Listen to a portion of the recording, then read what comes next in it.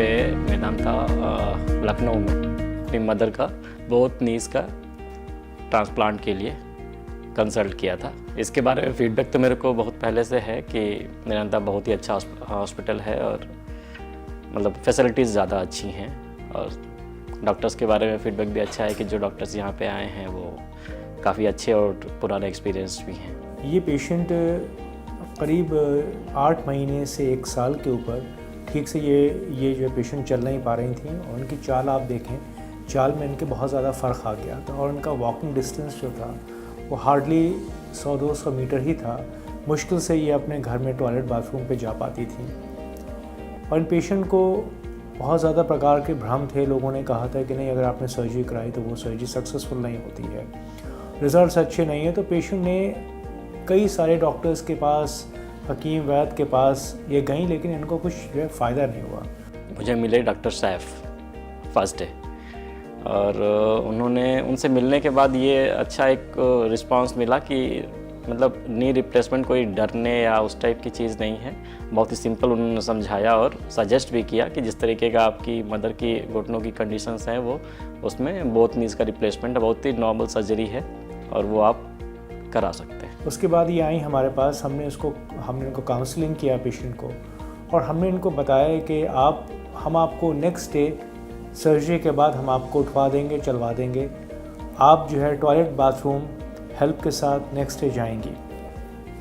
तो ये patient convince हो गई। हमने इनका सर्जरी किया, और ये वाले पेशेंट में हमको कोई भी ब्लड रिप्लेसमेंट की भी ज़रूरत नहीं पड़ी, और इनको हमने नेक्स्ट डे वॉक करवा दिया।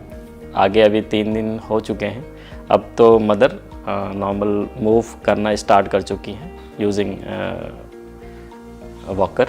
मैं आप सबसे यही बताना चाहता हूँ कि हमारे यहाँ जो घुटना प्रत्यारोपण के जो भ्रम है वो बहुत ज़्यादा है। बहुत सारे लोग उसकी वजह से सर्जरीज़ नहीं करवा पाते हैं। मैं आपको बहुत ही सिंपल ढंग से बताऊं कि हमारे घुटने में क्या होता है।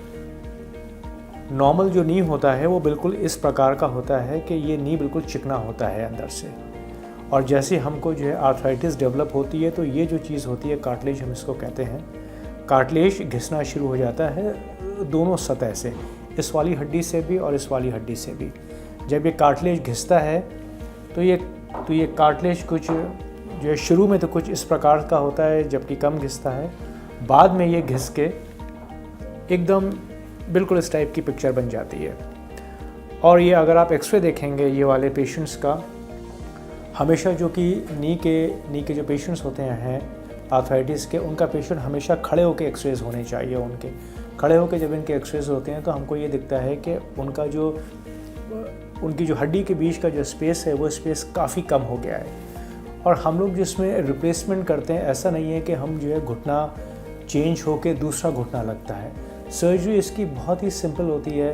थोड़ा सा वक्त लगता है, कुछ हफ्ते लगते हैं, कुछ महीने लगते हैं पेशेंट्स को बैक टू नॉर्मल लाइफ आने में, लेकिन ये एक बहुत ही थोड़े समय की बात होती है सर्जरी की, कि जो आपको लाइफ में जो आपको तकलीफ़ होने वाली है उससे आप बच सकते हैं। तो मैं आपसे यही कहना चाहता हूँ कि आप आएँ, अगर आपको तकलीफ़ है डॉक्टर से डिस्कस करें और आप एक्सपर्ट से मिलें, राय लें, और अगर ऑपरेशन की ज़रूरत है तो आप ऑपरेशन ज़रूर कराएँ। धन्यवाद।